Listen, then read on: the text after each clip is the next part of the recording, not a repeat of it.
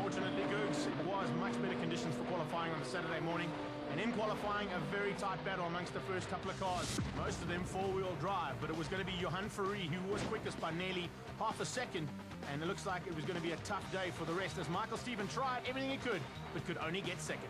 Followed very, very closely by his teammate Chop Sapuka, making it Audis 1, 2, and 3. So let's have a look at the front row. Johan Ferrari the fastest, Michael Stephen alongside him, both Audis. Then Chop Sapuka and Anthony Taylor first of the BMWs. Then on the next row as we continue, Melville Priest in the Afrox BMW, and then Richard Pinnard in the Subaru. A battling man, Henny Groenewald down in 8th place behind the Nissan, the championship leader with lots of work to do. Then Paulo de Cunha still in the old 350 Nissan, hoping to do well. You're going, I'm on pole? Well, it's true. Yes, I have. I've been asking myself, I'm really on my own pole because I didn't know. Not one of the best ways to inherit pole. You know, everybody's got to work for it, and those that deserve it supposed to have it. But unfortunately, I think due to the technicality of the rules, that enabled me to inherit the pole position. Well, what Chops is trying to say, due to a technical mishap on two Audis, faults of the drivers or teams, and no fault there, a part failed. It created a technical infringement, purely simply just bad luck. So what drama? Ferrari and Stephen penalised 3 places, which knocked Ferrari off pole to 3rd and Stephen in 4th. Right now, we go racing.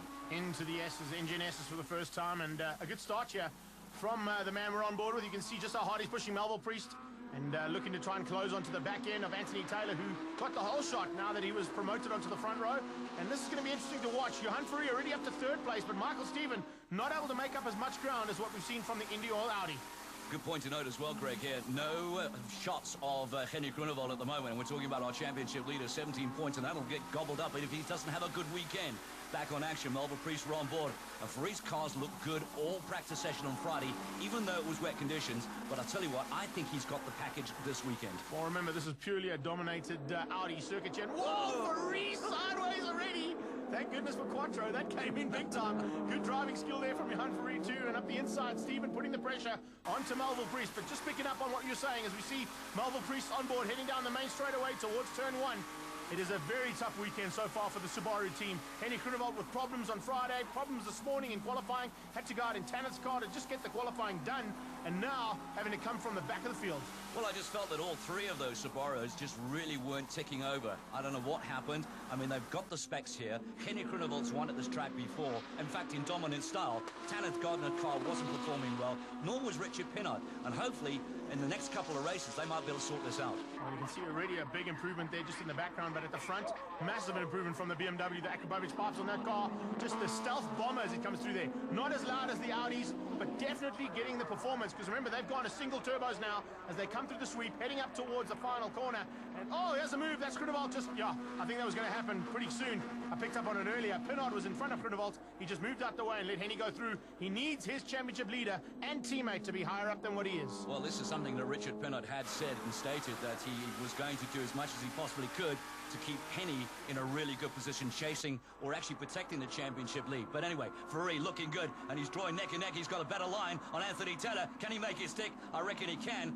And he'll also, well, if actually Anthony Taylor could drive around the outside and have a better line into the corner too, not to be the case, I don't think. Ferrari's still in charge. Just a little tap. It's rubbing and racing. Look at these guys coming through the engine. This is absolutely amazing stuff. We're on board here with Anthony Taylor now. Look how hard he's working in the cockpit, top left of your screen. And he's trying to close down on Ferrari. Ferrari is all over the place. That Audi is working double time, and those Bridgestone tyres are really starting to slip and slide as they come up onto the braking markers. Taylor has another big look to try and get up ahead of him, but can't quite find the gap. As you see, Ferrari just slamming the door shut, and all of a sudden, it is an Audi at the front end now, and he's starting to pull away. Look at the gap he's pulled. Since he got to the front, you see Nathan on the sideline just pulling over one of the Class T guys. We'll get to them later on. But what a start here. This is the way Bridgestone production cars has been all season, this close. Great shots, Greg. We're on board right now with championship leader Henny Groenewald in the Subaru. Looks like they might have sorted out some problems. They had a torrid time yesterday. Well, considering the fact that they've had their base weights changed and a couple of boosts taken off, it looks like it seems to be firing now, and it's closing into the back end of the second BMW. BMW under pressure now from Chop Sapuka as they go down to turn 1. That is Anthony Taylor. He's in second place, and they've lost a huge amount of ground. Look at how Ferrari's pulled away since he got to the front.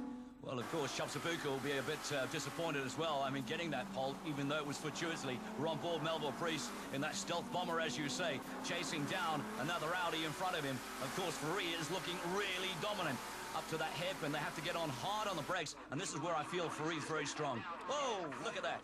Amazing stuff there. Both Taylor and Chops on the limit as they came out of Westbank corner into the hairpin, closing right up onto the back end of that BMW. You can smell the fumes out of those Akrapovic pipes now as they come down to the sweep. Look at this. He has a look on the inside. Will the Audi find a way past?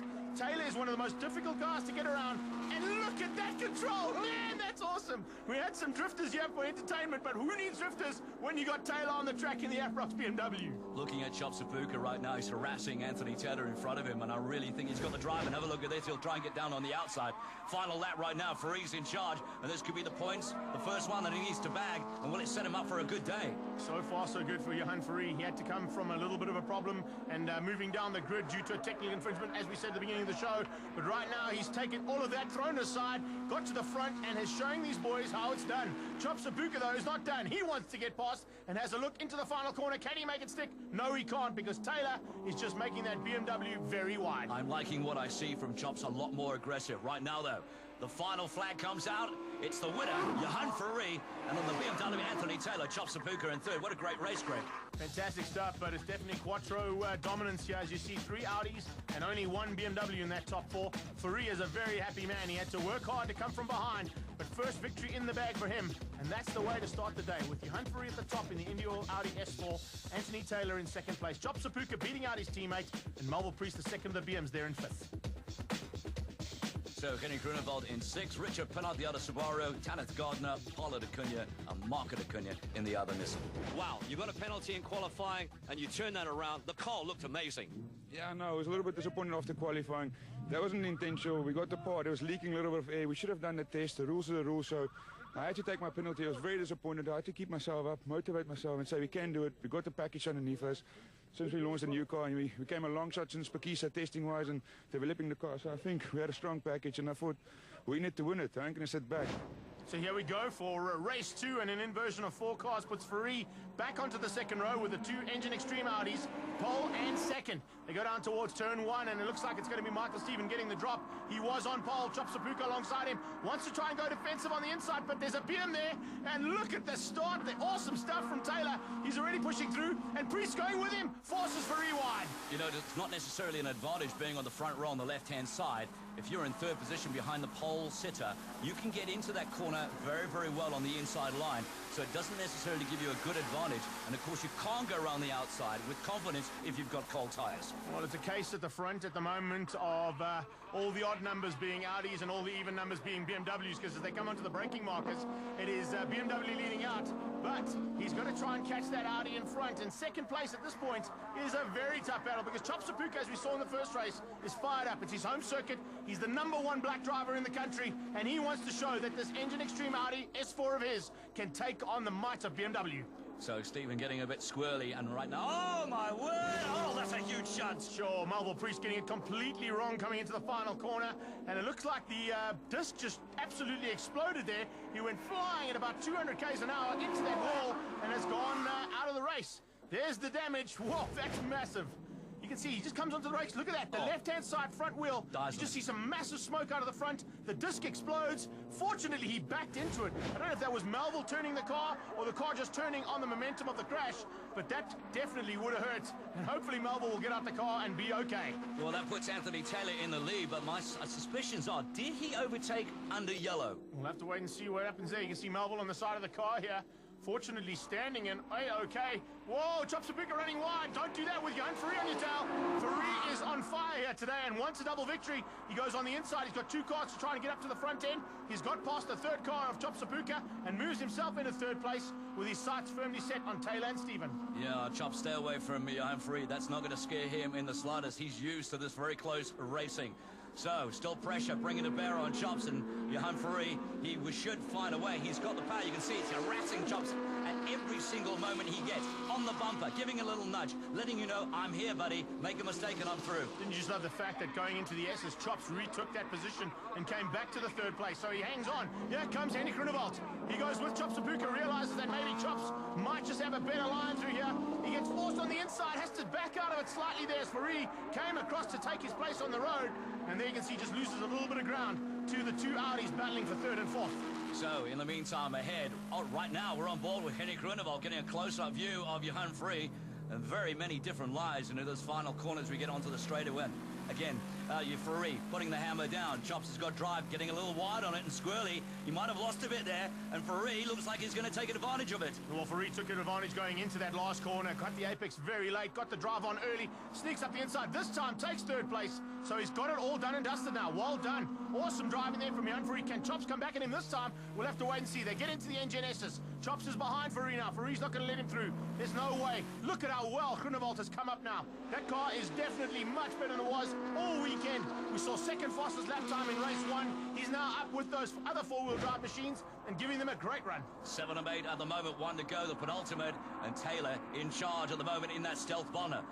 Ferrari will put pressure on him. There's no doubt about it. And this is just really the same as what happened in the race 1. Can you believe how Taylor's got ahead, though? He's starting to pull a little gap all through the race. Now that gap has been closed down. The two Audis are both Michael Stephen and Johan Ferrari. And we haven't mentioned much about Michael Stephen. He's been there the whole time. But because of Ferrari's dominance and getting through the field, he's now got up to second, and Michael Stephen's going to have to sit there and go, what happened? How did I let him through? We've only got a half a lap to go as they come to the hairpin, and will Taylor be able to hang on? Well, Ferrari doesn't need much more than that. I'll tell you what, give him a gap. Oh, look at that. Just anti-clockwise steering as well. Counter steering. Brilliant stuff. Final lap. And look at the pressure now, Greg. It's even closer. Absolutely amazing as they go up towards the hairpin. Now, look at this. All over the back. We've got Ferrari looking for a way through. He gets on the inside. He's got the inside line. Taylor gets it sideways there from Taylor. But fantastic driving for both of them to stay on. Will Ferrari be able to cut the apex? He goes in very early. He gets out. He gets good drive. Going down to the sweep. Oh, man, Taylor just blocks him, though, going into that hairpin. Oh, this is awesome stuff. He blocks him in the sweep, too. Fantastic. Taylor doing everything. He knows Ferrari's charging. Of course, the all-important corner, Dunlop corner, on the outside. He'll duck on the inside, try and get the drive. Can he? This could go down to the line if he can. Oh, look at this. Taylor blocks him again. There goes Ferrari on the outside. Oh, he's got a break. This is neck and neck. He can win it. Unbelievable win. Magnificent drive out of the final corner gives Ferrari another victory. That is 2 out of 2 for the day. Look at him. He is bumped out the window, hand up, and yes, it is. Number 1 for you, Johan Ferrari. How did he get the drive out of that final corner? He just blasted past the BMW. Taylor was thinking to himself, where did that come from? But unfortunately, Taylor has been penalized due to overtaking under yellow, so you don't see him in the top 5. But who you do see in the top 5, this is Fabara, and the first of many from Richard Pinot. Paolo De Cunha in 6th, 7th Anthony Taylor with the penalty, and Henrik Grunewald in 8th.